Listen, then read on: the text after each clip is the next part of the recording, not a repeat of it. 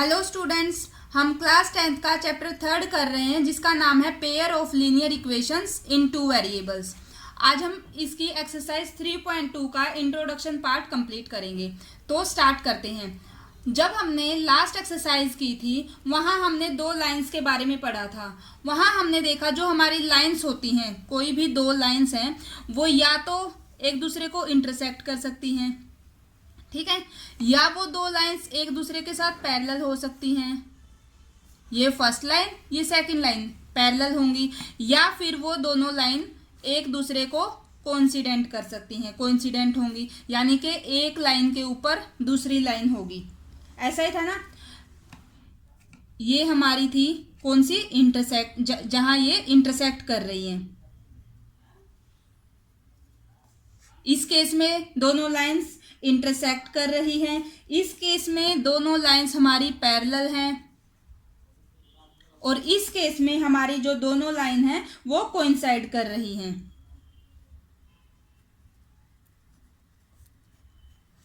ठीक है। उस एक्सरसाइज में हमने इन दोनों लाइंस की जो हमारी अलजेब्राइक रिप्रेजेंटेशन होती है वो सीख ली थी, कैसे लिखते हैं, और इनका ग्राफ कैसे बनाते हैं, यानी कि ग्राफिकल रिप्रेजेंटेशन, वो भी हमने सीख ली थी। अब यहाँ हमें क्या देखना है, जो हमारी दो लाइंस हैं, pair of linear equation in two variables हैं, उन इक्वेशंस को देख के हम ये कैसे बताएंगे कि वो इंटरसेक्ट कर रही हैं, या वो पैरेलल हैं, या वो कोइंसाइड कर रही हैं। सेकेंड चीज, हम उन इक्वेशंस को देख के ये कैसे पता करेंगे कि उस पर्टिकुलर जो पेयर है हमारे पास लीनियर इक्वेशंस का, उनके कितने सॉल्यूशन होंगे, यानी कि नंबर ऑफ सॉल्यूशंस उस पर्टिकुलर पेयर में कितने होंगे। तो वही सब बातें हमें यहाँ सीखनी है। जैसे हम अपनी जनरल रिप्रेजेंटेशन लेते हैं लीनियर पेयर की, लीनियर इक्वेशन की, pair of linear equation in two variable की। जैसे एक तो हमने ले ली a1x plus b1y plus c1 is equal to 0। Second a2x plus b2y plus c2 is equal to 0। यहाँ जो इनके ये कोफिशिएंट्स हैं a1 a2 b1 b2 और ये जो कांस्टेंट टर्म होती है c1 c2, इन्हीं को हम कंपेयर करके फाइंड आउट करेंगे कि हमारी जो लाइंस हैं वो इंटरसेक्ट करेंगी या पैरेलल होंगी या कोइंसाइड करेंगी, और उसके बाद फाइंड आउट करेंगे उसी बेसिस पर कि उनके जो नंबर ऑफ सॉल्यूशंस हैं वो कैसे होंगे। आपकी बुक में एक टेबल गिवन है, टेबल 3.4, ये वही टेबल मैंने यहाँ बनाई है। ठीक है। अब इस टेबल को अच्छे से समझने की कोशिश कीजिएगा, इसके हर एक पॉइंट को अच्छे से समझना, क्योंकि यहाँ हर एक पॉइंट जो भी हम डिस्कस करेंगे वो एक्सरसाइज को सोल्व करने के लिए बहुत ज़्यादा इंपॉर्टेंट है। ये हमने जर्नल रिप्रेजेंटेशन लिखी है जो हमारी लीनियर इक्वेशंस होती हैं उनकी। ठीक है। एक लीनियर इक्वेशन ये हो गई दो वेरिएबल में, और दूसरी हमारी लीनियर इक्वेशन ये हो गई है जहां वेरिएबल एक x है और एक y है। ठीक है। अभी हमें क्या करना है, ये एग्जांपल्स लिए हमने, ठीक है, हम इनको इनके साथ कंपेयर करेंगे। ये हमारी फर्स्ट इक्वेशन है और ये सेकंड इक्वेशन है। हमें क्या करना है, हमें निकालना है पहले a1 बाय a2। यहाँ हमारा a1 क्या है, जो x का कोफिशिएंट है वो a1 होता है, और जो सेकंड इक्वेशन में x का कोफिशिएंट है वो हमारा a2 होता है। तो अगर मैं इसको सोल्व करूं a1 बाय a2 तो वो हमारा क्या आ जाएगा 1/3। आपको ये रेशो निकालना है। ठीक है। सेकंड रेशो हमारा क्या है, b1 bye b2। First equation में जो y का कोफिशिएंट होता है वो हमारा b1 होता है, यहाँ कितना है हमारा -2 divide by b2। Second equation में जो y का कोफिशिएंट होता है वो b2 की वैल्यू है, तो यहां से हमारा आ गया 4। समझ रहे हो। अब बात करते हैं c1 बाय c2 की। फर्स्ट इक्वेशन में यहाँ कोई कांस्टेंट टर्म नहीं है, तो c1 की वैल्यू हो गई है 0 डिवाइड बाय सेकेंड इक्वेशन में जो कांस्टेंट टर्म है वो हमारी क्या होगी c2। इसीलिए मैंने ये लिखी थी ताकि आप दोनों को कंपेयर करके easily a1 a2 b1 b2 और c1 c2 की वैल्यूज फाइंड आउट कर सको। तो यहाँ से c2 की वैल्यू कितनी है, -20 आ गया है। अब हमें इन्हीं रेशियोज को कंपेयर करना है। हमें ये चेक करना है क्या a1 bye a2 B1/B2, C1/C2 ये इक्वल हैं, ये आपको चेक करना है। अगर आप इनको सोल्व करोगे तो भी हमारा यहां से क्या आ रहा है, माइनस का 1/2, ऐसा ही है ना। तो देखो ये तो 1/3 है, ये -1/2 है, और ये हमारा 0 हो जाएगा, है ना। तो जब हम इन फर्स्ट 2 रेशियोज को कंपेयर करते हैं तो रिजल्ट क्या आ रहा है कि जो हमारा A1/A2 है और जो B1/B2 है वो क्या है, नॉट इक्वल टू। पहले 2 ही हमारे नॉट इक्वल टू हैं। ये तो हमने कंपेयर कर लिया। अब हमें इसकी ग्राफिकल रिप्रेजेंटेशन बतानी है और अलजेब्राइक रिप्रेजेंटेशन बतानी है। ग्राफिकल रिप्रेजेंटेशन में हमें ये बताना है कि जो हमारी लाइंस होंगी, ये 2 लाइंस हैं, ये हमारी इंटरसेक्ट करेंगी, कोइंसिडेंट होंगी या पैरेलल होंगी, ठीक है। ये हमें बताना है ग्राफिकल रिप्रेजेंटेशन में। और अलजेब्राइक रिप्रेजेंटेशन में हमें इसके नंबर ऑफ सॉल्यूशंस के बारे में बताना है। ओके, तो हम जब ग्राफिकल रिप्रेजेंटेशन की बात करते हैं तो जब हमारा रेशो आता है A1/A2 not equal to B1/B2, तो उसकी ग्राफिकल रिप्रेजेंटेशन होती है इंटरसेक्टिंग लाइंस, यानी कि ऐसी लाइंस कैसी होंगी, इंटरसेक्टिंग लाइन। हम यहां लिखेंगे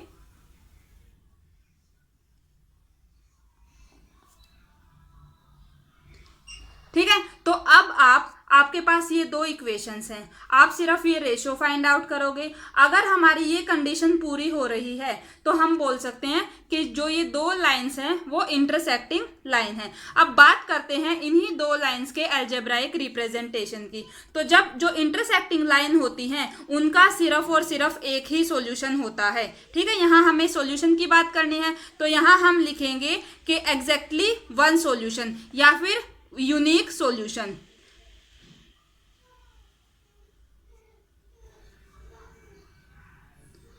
यूनिक सॉल्यूशन में मतलब अकेला सॉल्यूशन, यानी कि सिर्फ एक ही सॉल्यूशन, समझ रहे हो। तो ये तो हो गई हमारी इंटरसेक्टिंग लाइन की सारी कंडीशंस। अब एक सेकंड एग्जांपल है हमारे पास, ठीक है। इस एग्जांपल में भी हम पहले यही रेशियोज फाइंड आउट करेंगे।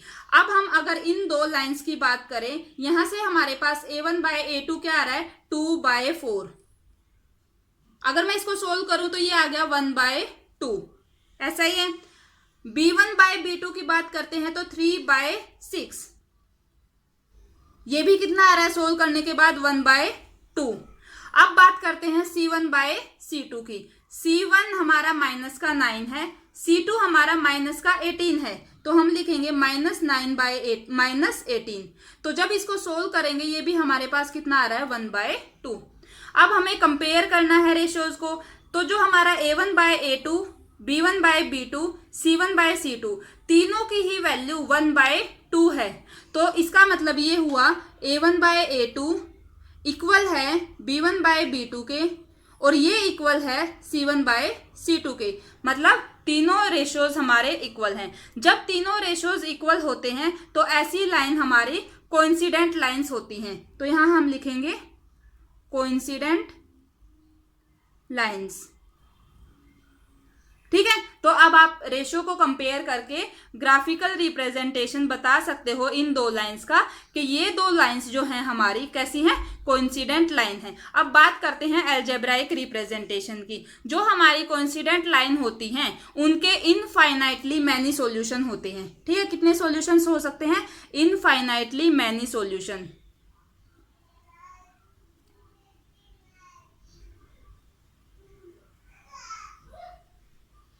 ठीक है। अब यहां तक तो आप सोल्व कर लोगे। ये जो बातें हैं ये आपको याद रखनी है, इसीलिए बोल रही हूं जो ये टेबल है ये आपको पूरी अच्छे से याद करनी है और ये टेबल आपकी बहुत ज्यादा हेल्प करेगी आगे के क्वेश्चन सोल्व करने के लिए। ओके, अब ये एक और बचता है हमारा 3rd एग्जाम्पल, ठीक है। यहां पर अगर हम रेशियोज निकालें, कंपेयर करें तो A1/A2 क्या है, 1/2, ये तो आया हमारा 1/2। सेकेंड B1/B2 2/4, अगर इनको सोल्व करें तो ये भी आ रहा है 1/2। थर्ड है हमारा C1/C2 जो कि हम -4 और -12, -4/-12, इसको सोल्व करेंगे तो ये आ रहा है 1/3। जब तीनों रेशियोज को हम कंपेयर करते हैं तो जो A1/A2 है और B1/B2 है वो तो दोनों इक्वल हैं, लेकिन जो C1/C2 है उसकी वैल्यू अलग है। तो हम क्या लिखेंगे, A1/A2 equal to B1/B2, but जो C1/C2 है वो इनके इक्वल नहीं है। समझ रहे हो, इसमें तो पहले कोई भी इक्वल नहीं था, यहाँ हमारे पास तीनों इक्वल थे और लास्ट में दो तो इक्वल हैं, लेकिन जो हमारा C1/C2 है वो इक्वल नहीं है। जब ये कंडीशन होती है तो जो हमारी लाइंस होती हैं वो होती हैं पैरेलल लाइंस। ओके और जब इनके अलजेब्राइक रिप्रेजेंटेशन की बात की जाती है तो जो पैरेलल लाइंस होती हैं उनका कोई सॉल्यूशन नहीं होता। ठीक है, अब इनको और समझते हैं कि इंटरसेक्टिंग लाइन का यूनिक सॉल्यूशन क्यों है, कोइंसिडेंट लाइन का इनफाइनाइटली मैनी सॉल्यूशन क्यों है और पैरेलल लाइन का कोई सॉल्यूशन क्यों नहीं है। इनका जवाब मैं आपको पिछली वीडियो में बता चुकी हूं। देखो, हमने जब इनके सॉल्यूशंस के बारे में पढ़ा था तो मैंने आपको बताया था कि जो भी सॉल्यूशन होते हैं वो हमारे उसी लाइन पर लाई करते हैं। तो अगर हम इंटरसेक्टिंग लाइन की बात करें, ध्यान से समझना, जिसको समझ में आ जाएगा उसको टेबल भी बिना याद किए ही समझ में आ जाएगी, रटने की जरूरत नहीं होगी। ये हमारी हो गई है इंटरसेक्टिंग लाइन, ये हमारी है पैरेलल लाइंस, ठीक है, और ये हमारी है कोइंसिडेंट लाइन जो एक दूसरे पर कोइंसाइड कर रही हैं। ध्यान से देखिएगा, अब देखो ये जो लाइन है इंटरसेक्ट कर रही हैं, इस एक पॉइंट पर इंटरसेक्ट कर रही हैं, यही कट कर रही है ना, मतलब ये हुआ कि ये ही एक ऐसा सॉल्यूशन है जो दोनों लाइंस पर आ रहा है। यानी कि ये पॉइंट देखो, ये वाला जो पॉइंट है ये हमारी इस लाइन पर भी है और इस लाइन पर भी है, ये इसका एक सॉल्यूशन है। तो इसीलिए बोलते हैं जो हमारी इंटरसेक्टिंग लाइन है उनका सिर्फ एक ही सॉल्यूशन है, यानी कि यूनिक सॉल्यूशन है। आई होप आपको ये फर्स्ट केस समझ में आ गया होगा। बात करते हैं पैरेलल लाइन की। पैरेलल लाइन पे आप ये देखो, क्या इन दोनों लाइन में कोई भी ऐसा एक कॉमन पॉइंट है जो दोनों लाइन पर लाई कर रहा हो, इस पे भी आ रहा हो, इस पे भी आ रहा हो? क्या ऐसा कोई पॉइंट है? नहीं, ऐसा कोई भी पॉइंट नहीं है ना। तो और जैसा कि मैंने आपको पहले बताया था, जो सॉल्यूशन होते हैं वो हमारे इन्हीं लाइंस पर लाई करेंगे। अब जो इनमें कोई कॉमन पॉइंट ही नहीं है, ऐसा कोई पॉइंट नहीं है जो इस लाइन की इक्वेशन को और इस लाइन की इक्वेशन को दोनों की इक्वेशन को सेटिस्फाई कर सके, ऐसा पॉइंट नहीं है ना। तो तभी हम बोलते हैं कि जो हमारी पैरेलल लाइंस हैं उनका कोई भी सॉल्यूशन नहीं होता। इसका क्या हो गया? No solution. यहां क्या था? यूनिक सॉल्यूशन, यानी कि ओनली वन सॉल्यूशन। और अब बात करते हैं कोइंसिडेंट लाइन की। आपको पता है ये जो एक लाइन है उसी के ऊपर दूसरी लाइन है, समझ रहे हो? तो इस लाइन पर हम जितने भी पॉइंट लेंगे वो सभी पॉइंट दोनों लाइंस पर लाई कर रहे हैं, यानी कि वो सारे के सारे पॉइंट्स इनके सॉल्यूशन होंगे। ठीक है, अब हम नहीं बता सकते कि ये लाइन कितनी लंबी है, तो इसीलिए हम बोल रहे हैं जो कोइंसिडेंट लाइन है उसके इनफाइनाइट मैनी सॉल्यूशन होंगे।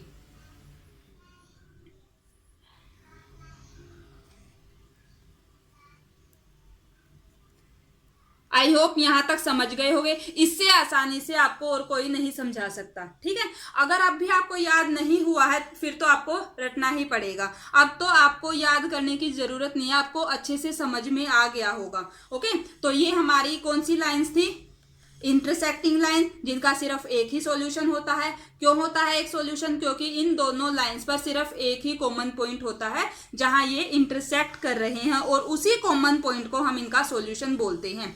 ये है हमारी पैरेलल लाइन, यहाँ पर कोई सॉल्यूशन नहीं होता। क्यों नहीं होता? क्योंकि दोनों लाइंस पर कोई भी कॉमन पॉइंट नहीं है जो कि दोनों लाइंस की इक्वेशन को सेटिस्फाई कर सके, इसलिए पैरेलल लाइन का कोई भी सॉल्यूशन पॉसिबल नहीं है। तीसरा है हमारा कोइंसिडेंट लाइन। कोइंसिडेंट लाइन एक लाइन के ऊपर दूसरी होती है। जितने भी पॉइंट्स एक लाइन पर लाई कर रहे हैं वो सभी पॉइंट्स दूसरी लाइन पर भी लाई करते हैं। इसका मतलब वो सारे के सारे दोनों ही लाइंस के सॉल्यूशन होते हैं, इसीलिए हम बोलते हैं इनके इनफाइनाइट मैनी सॉल्यूशंस होते हैं। अगर ये सारी बातें आपको समझ में आ गई हैं तब आपको ये टेबल रटने की जरूरत नहीं है, ये आपको समझ के ऐसे ही याद हो जाएगी। अब जब हम क्वेश्चन सोल्व करेंगे उसमें ये टेबल हमारी बहुत हेल्प करेगी, ठीक है। तो आपको ये टेबल अच्छे से समझनी है, अच्छे से याद करनी है, ताकि हम जब क्वेश्चन सोल्व करें तो उसमें हमें कोई भी प्रॉब्लम ना आए। ये हमारा 3.2 एक्सरसाइज का इंट्रोडक्शन पार्ट कंप्लीट हो गया है। तो स्टूडेंट्स, ये थी हमारी आज की वीडियो। अगर आपको मेरी वीडियोस अच्छी लग रही हैं, आपके लिए हेल्पफुल हैं, तो प्लीज वीडियो को लाइक करना, चैनल को सब्सक्राइब करना और अपने फ्रेंड्स के साथ शेयर करना। Thank you.